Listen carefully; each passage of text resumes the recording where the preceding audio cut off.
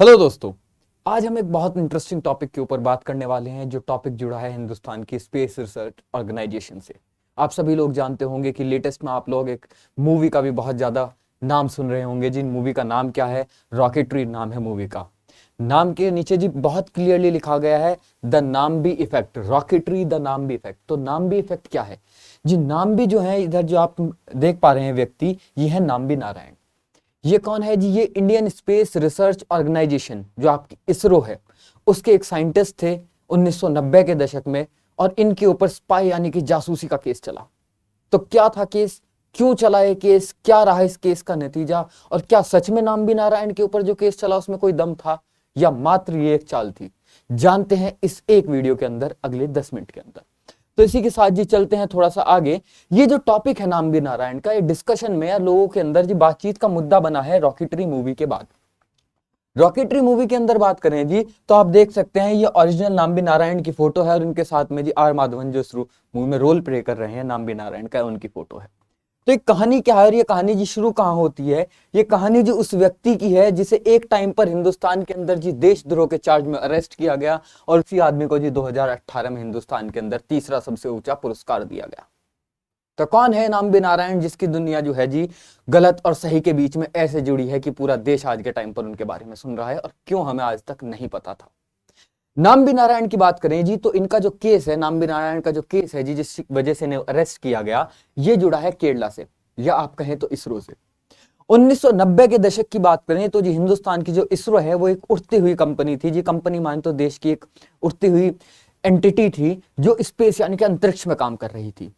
अब स्पेस में काम, अंतरिक्ष में काम करने के लिए जी हमें टेक्नोलॉजीज की जरूरत होती है, बड़े बड़े उपकरणों की जरूरत होती है जो हमें Russia, France, America, Britain, Australia, Israel जैसे देशों से मंगाने पड़ते थे। तो इस चीज का तोड़ ढूंढा किसने जी? इस चीज का तोड़ ढूंढा नाम्बी नारायण ने। उन्होंने कहा कि क्यों ना हम अपना खुद का एक रॉकेट बनाएं। जिस रॉकेट के लिए जी उन्होंने नाम क्या दिया? हाँ जी, इस रॉकेट के लिए नाम्बी नारायण नाम देते हैं भैया। नाम्बी नारायण किसका नाम देते हैं? नाम्बी नारायण ने जो रॉकेट बनाया जी, इसे बाद में चलकर क्या कहा गया है जी? इस रॉकेट को बाद में चलकर कहा गया है भैया विकास रॉकेट। क्या कहा गया है जी? इस रॉकेट को बाद में चलकर कहा गया है विकास रॉकेट। ये हमारे जो आज के पीएसएलवी हैं जी, पोलर सैटेलाइट लॉन्च व्हीकल, या फिर जो आपके जो जीएसएलवी हैं, इनके अंदर अब तक भी विकास इंजन या फिर विकास इंजन के डेवलप मॉडल विकास 2 का यूज होता है। तो फिर भी नाम्बी नारायण को अरेस्ट क्यों करा? आइए जी जानते हैं इस पूरी खबर के ऊपर क्या ये न्यूज है क्या नहीं है।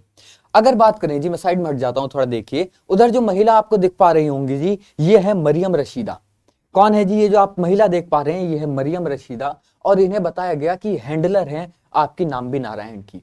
हैंडलर यानी कि ये नाम्बी नारायण के थ्रू जो इंफॉर्मेशन है वो पाकिस्तान में पास ऑन कर रही है।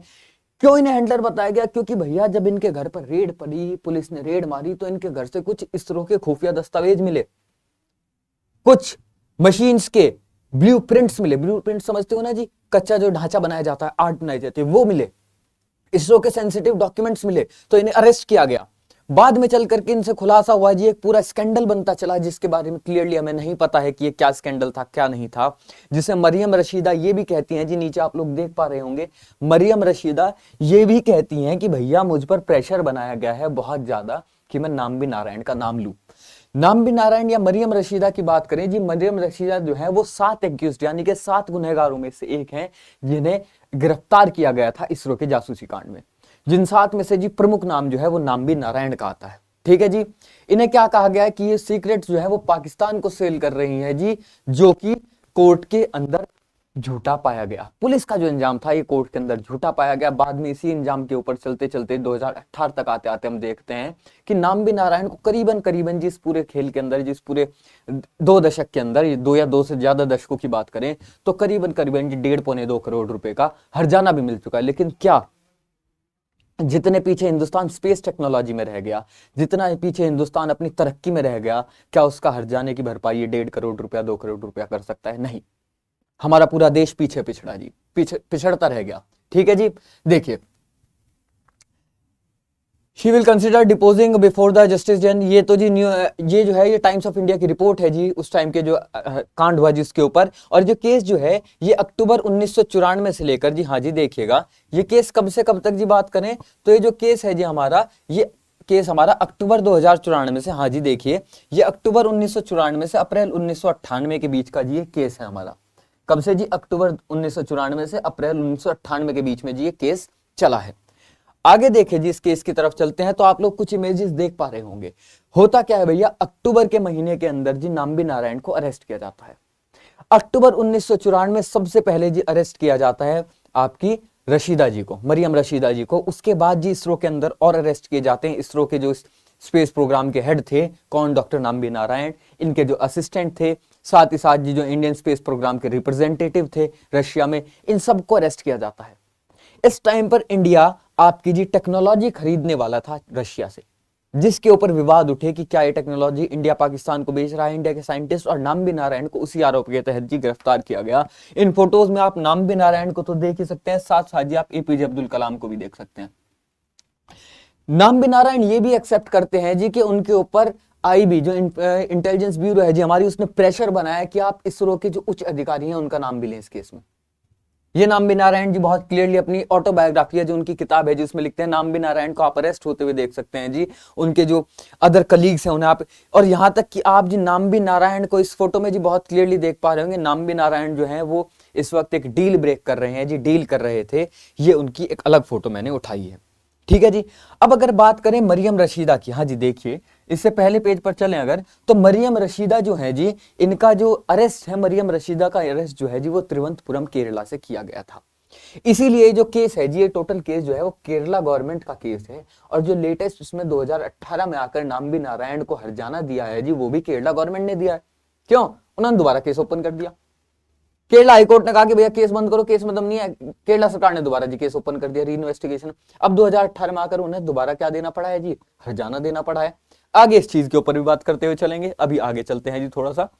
ये देखिए जी, इसी के साथ जी इस केस में बीच में एक इंटरेस्टिंग ट्विस्ट ये आता है भैया कि नाम्बी नारायण जो है वो आपके राष्ट्रीय मानव आयोग को, हाँ जी राष्ट्रीय मानव अधिकार आयोग, नेशनल ह्यूमन राइट्स कमीशन को भी अप्रोच करते हैं। जिस और क्या क्या कर अप्रोच करते हैं, क्या कर अप्रोच करते हैं कि भैया मेरे साथ गलत हुआ, मेरे जीवन के जो 15-20 साल मेरे खराब हुए, मेरी जो मानसिक स्थिति हुई जी, जो मुझे मानसिक पीड़ा पहुंची, जो मेरा करियर खराब हुआ, इसका हर्जाना कौन देगा? दोबारा इसके बाद के ऊपर हर्जाना मिलता है और करीबन अब तक जी 2 करोड़ रुपए का हर्जाना मिल चुका है।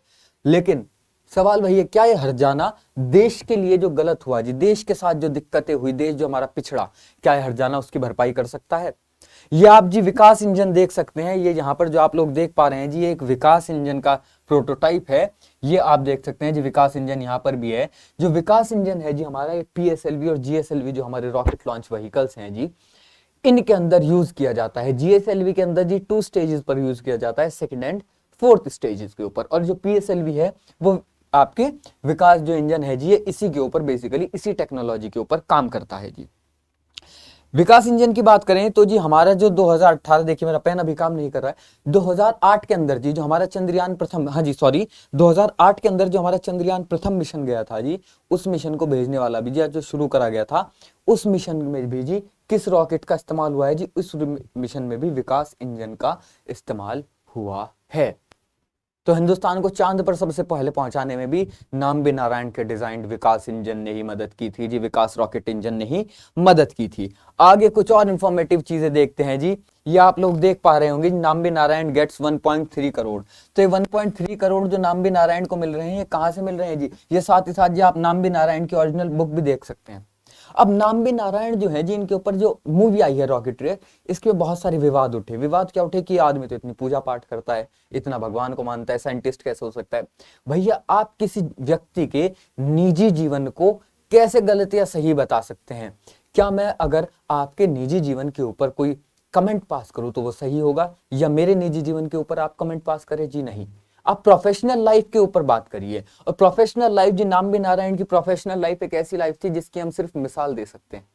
हिंदुस्तान के इसरो के जी पहले साइंटिस्ट जो विश्व की बेस्ट यूनिवर्सिटीज में गए, एक अकेला साइंटिस्ट जी जिसने विदेशी कंपनियों के साथ डील करी, उनकी गवर्नमेंट के साथ डील करी, साइंटिस्ट के साथ डील करी, क्यों? ताकि इंडिया को रॉकेट्स मिल सके। टोटल सरकार का काम जी एक आदमी कर रहा है, और बाद में उसी के ऊपर क्या चला? जासूसी का कांड चल गया। आइए जी, अब इसी के साथ साथ जिस कांड के ऊपर भी नजर डाल लेते हैं, ये कांड टोटल था क्या, इस कांड के अंदर होता हुआ क्या चला है जी, पूरी जो टाइमलाइन है इस कांड की। ये कांड जी अक्टूबर 1994, हाँ जी, कब शुरू होता है जी, अक्टूबर 1994 में होता है, जब मालदीव राष्ट्र की, हाँ जी, मालदीव की एक महिला मरियम रशीदा को अरेस्ट किया जाता है। कहां पर जी, तिरुवनंतपुरम के अंदर अरेस्ट किया जाता है। इनके पास से इसरो की, हाँ जी, इसरो के रॉकेट इंजन्स को पाकिस्तान के, उसके जो डिजाइन है जी, उन्हें पाकिस्तान को बेचने के इनके ऊपर क्या थे जी, आरोप थे। आगे देखे जी, तो नवंबर के अंदर जी 6 लोगों को और अरेस्ट किया जाता है, जिसमें नाम्बी नारायण जो डायरेक्टर थे जी, क्राइटोजेनिक। अब ये जो विकास इंजन है जी, ये क्राइटोजेनिक टेक्नोलॉजी के ऊपर काम कर रहा है, जिसे उस वक्त रशिया से हमारे लोग खरीद रहे थे। अब याद रखिएगा जी, उस टाइम पर हम इसे रशिया से खरीद तो रहे थे, रशिया ये टेक्नोलॉजी करीबन करीबन हमें जी 250 करोड़ में दे रहा था। वहीं फ्रांस और अमेरिका जैसे देश जी, हमें फ्रांस हमें करीबन 650 करोड़ और अमेरिका में 950 करोड़ में यही टेक्नोलॉजी दे रहा था। तो हम भैया रशिया से क्यों ना खरीदे, 250 करोड़ में दे रहा है। लेकिन फिर क्या हुआ जी, इसमें कुछ ये भी बताया जाता है कि अमेरिका का हाथ था कि हमने अमेरिका से टेक्नोलॉजी नहीं खरीदी, तो उन्होंने नाम्बी नारायण को फंसवा दिया ताकि इंडिया का स्पेस प्रोग्राम रुक जाए, होल्ड हो जाए, हम ज्यादा जल्दी आगे ना पहुंच पाए। हाँ जी, आगे चलते हैं, देखते हैं जी नवंबर के अंदर क्या करा कि नाम्बी नारायण और इनके साथ साथ जी इसरो के डिप्यूटी डायरेक्टर जो हैं डॉक्टर शशि कुमार का अरेस्ट किया गया है जी। Indian representative of Russian space agency K Chandrashekhar को अरेस्ट किया गया जी। ऐसे कुल मिलाकर जी 7 लोगों को अरेस्ट किया गया, जिनमें रशीदा भी इंक्लूडेड थी। जनवरी 1995 में जी इसरो के जो साइंटिस्ट हैं और बिजनेसमैन हैं, इन्हें बेल के ऊपर रिलीज कर दिया जाता है, इन 6 लोगों को। लेकिन मरियम रशीदा को नहीं किया जाता, क्यों? क्योंकि विदेशी थी और उनके ऊपर जासूसी, हिंदुस्तान में रहकर जासूसी का आरोप था। जनवरी 1995 जी ने बेल मिलती है। अप्रैल 1996 जी सेंट्रल सीबीआई कहती है केरला कोर्ट के सामने कि भैया ये जो केस केरला गवर्नमेंट ने बना रखा है, इसके अंदर कोई एविडेंस नहीं है और इस केस को खत्म कर देना चाहिए। अप्रैल 1996 में जी फैसला आ जाता है। मई के अंदर जी जो है, इसके साथ ही मई के अंदर जी कोर्ट सीबीआई की रिपोर्ट को मानता है और मई के अंदर जी जितने भी आरोपी थे उन सबको रिलीज कर देता है मई के अंदर। कब? मई के अंदर रिलीज कर देता है भाई। जून के अंदर लेकिन क्या होता है, अगले ही महीने केरला गवर्नमेंट जी दोबारा से री इन्वेस्टिगेशन शुरू कर देती है नाम्बी नारायण के ऊपर, जहां से 2 करोड़ रुपए मिलने का खेल शुरू होता है।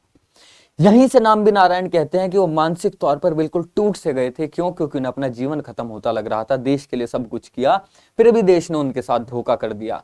देश की एजेंसीज उनके ऊपर दबाव बना रही हैं कि नाम लो, लोगों का नाम लो, कह रहे हैं कि भैया कुछ किया ही नहीं तो कहां से नाम लो, टूट से जाते हैं।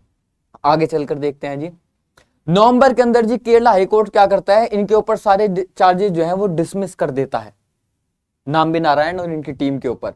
मई 1998 में जी सुप्रीम कोर्ट भी सारे चार्जेस को खत्म कर देता है और इनकी टीम के हर आदमी को 1-1 लाख रुपए का जी हर्जाना भरने की वो देता है कि सरकार इन्हें 1-1 लाख देगी, ये सरकार को नहीं, क्योंकि इनका समय, इज्जत, सब कुछ बर्बाद करा आपने।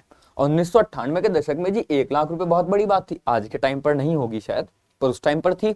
और दूसरा, इंपॉर्टेंस पैसे की नहीं थी जी, इंपॉर्टेंस थी इस बात की कि वो सही है। अप्रैल 1999 में जी जो नाम्बी नारायण है वो नेशनल ह्यूमन राइट्स कमीशन को अप्रोच करते हैं, ये बात कहकर कि मेरा जो मानसिक पीड़ा पहुंची मुझे, मेरा जीवन खराब हुआ, मेरा देश पीछे रहा, मेरी रिसर्च रुकी, मेरा एक करियर के ऊपर दाग लगा, इसका मेरा कौन हर्जाना देगा, ये मुझे वापस कैसे मिलेगा? इस बात को याद रखते जी 1999 हम क्या देखते हैं, 1999 अप्रैल महीने के अंदर जी Nambi Narayan NHRC National Human Rights Commission को अप्रोच करते हैं। मार्च 2001 के अंदर जी NHRC क्या करता है, नेशनल ह्यूमन राइट्स कमीशन इन्हें 10 लाख रुपए का हर्जाना पे करने की बात करता है, तो 11 लाख हो गए। ठीक है जी। अब आके चल के सितंबर 2012 के अंदर जी क्या करता है, हाईकोर्ट डायरेक्ट करता है जी कि भैया स्टेट को कि नाम्बी नारायण को 10 लाख रुपए दो, जल्दी दो। कब? सितंबर 2012 में। कौन सा हाईकोर्ट जी? केरला हाईकोर्ट कहता है। इसके बाद मार्च 2015 में हाईकोर्ट क्या करता है भैया, नॉट टू सीबीआई रिपोर्ट। अच्छा, हाईकोर्ट ये कहता है कि आपने सीबीआई रिपोर्ट के ऊपर एक्शन नहीं लिया, कुछ नहीं लिया। जब सीबीआई कह रही है, सेंट्रल ब्यूरो ऑफ इन्वेस्टिगेशन कह रही है कि केस में दम नहीं है, आप क्यों केस री इन्वेस्टिगेट कर रहे हो? और कर रहे हो तो जब इस केस में दम नहीं है, 2 बार ये री इन्वेस्टिगेट हो चुका है, तो आप लोग अभी तक कर क्या रहे हो? क्यों एक आदमी की इज्जत के साथ खिलवाड़ कर रहे हो? फटकार लगाता है अच्छी खासी। अप्रैल 2017 जी सुप्रीम कोर्ट हियरिंग शुरू कर देता है, जहां पर मिस्टर नारायण नामी नारायण जो है जी, इन्होंने एक प्ली डाली थी सुप्रीम कोर्ट में। केरला के जो पुराने डीजीपी थे जी, डिप्टी जनरल ऑफ पुलिस थे जी, उनके खिलाफ एक प्ली डाली थी कि भैया इस आदमी ने मेरे ऊपर बहुत प्रताड़नाएं करी हैं, बहुत मेरे ऊपर जुल्म ढाए हैं, बहुत मेरे साथ गलत किया है। क्यों गलत किया है भैया? इस आदमी ने मुझे हमेशा पुलिस कस्टडी में घसीटा, मैं देश की सेवा कर रहा था। तो कहां लगाते हैं जी नाम्बी नारायण ये प्ली? अप्रैल 2017 में सुप्रीम कोर्ट में जी ये प्ली लगा देते हैं। उसके बाद जी मई 18, मई कौन सी जी 2018 की मई में 3 जजेस की बेंच ये कहती है केरला गवर्नमेंट से कि भैया दो इन्हें 75 लाख रुपए दो। अब किसी के साथ ऐसा करोगे तो हरजान तो भुगतना पड़ेगा। अगर आपकी स्टेट की पुलिस का अधिकारी है और वो गलत कर रहा है नॉर्मल पब्लिक के साथ, और नॉर्मल पब्लिक तो छोड़िए, वो भी एक ऐसा आदमी जो देश के लिए इतना अच्छा काम कर रहा है, तो हरजाना दो। गलत किया है आपने, समर्थन भी किया, तो जी 75 लाख का हरजाना सुप्रीम कोर्ट दिलवाता है। मई 8 2018 को ही, 3 मई को हरजाना दिलवाता है, 8 मई को जी, और कहता है कि जो एसआईटी की रिपोर्ट है, सुप्रीम कोर्ट कहता है कि एसआईटी की रिपोर्ट को री इन्वेस्टिगेट करो कि उन्होंने इस आदमी को दोषी कैसे बताया जब ये आदमी दोषी नहीं है। ठीक है जी, कौन कहता है? सुप्रीम कोर्ट कहता है। मई 9 को क्या होता है जी? मई 9 को जी सुप्रीम कोर्ट कहता है कि ना, जो आपके नाम्बी नारायण है, इन्होंने बहुत प्रताड़नाएं झेली हैं और केरला सरकार इस हरकत से बच नहीं सकती, इसकी जवाबदेही जी केरला सरकार को देनी होगी। इसके जो वेरियस लायबिलिटीज हैं टू ग्रांट हिम कंपनसेशन, कि जो उनके साथ गलत हुआ इसका कंपनसेशन देना पड़ेगा, आप गलत हो आपको मानना पड़ेगा, केरला सरकार को सुप्रीम कोर्ट कहता है जी। ठीक है जी। जुलाई 10 supreme court reserves verdict on plea. जो ये वर्डिक्ट है कि जो फैसला है सुप्रीम कोर्ट उसे रिजर्व कर लेता है, कहता है भी नहीं 2-4 दिन बाद सुनाएंगे। ठीक है जी। और सितंबर 14 को जी फैसला सुनाता है और कहता है कि भैया 50 लाख रुपया कॉम्पनसेशन और दो। और जिसके साथ हम देखते हैं जी 76 साल की उम्र में नाम्बी नारायण जो है वो सब्जेक्ट हो जाते हैं to the mental cruelty in the ISRO spy case. ठीक है जी। जो उनके ऊपर मानसिक प्रताड़नाएं दी गई हैं उसके लिए उन्हें क्या करता है जी सुप्रीम कोर्ट? दोबारा से सितंबर महीने की 14 तारीख को जी 50 लाख रुपए का हर्जाना और दिलवाता है। साथ ही साथ जी हम ये देखते हैं कि इन्हें नाम्बी नारायण जी को पद्म भूषण भी मिला जी। 2019 में जाकर सरकार ने अपनी गलतियां सुधारी और 2019 में जाकर जिन्हें पद्म भूषण भी दिया। पीछे मैंने फोटो डाली भी हुई थी, देखिए जी, ये देखिए, ये वो आदमी है जी जो 1994 में अरेस्ट होने से लेकर के 2019 में पद्म भूषण लेने तक पहुंचा, प्रेसिडेंट रामनाथ कोविंद से ले रहे हैं। तो ये थी जिस आदमी की पूरी कहानी। अगर अच्छी लगी आपको ये कहानी, मजा आया सुनने में, चीजें अच्छी लगी, तो प्लीज हमें फॉलो कीजिए, रिजल्ट गुरु पर जुड़े रहिए हमारे साथ, रिजल्ट गुरु के ऊपर। Thank you everyone, have a nice day.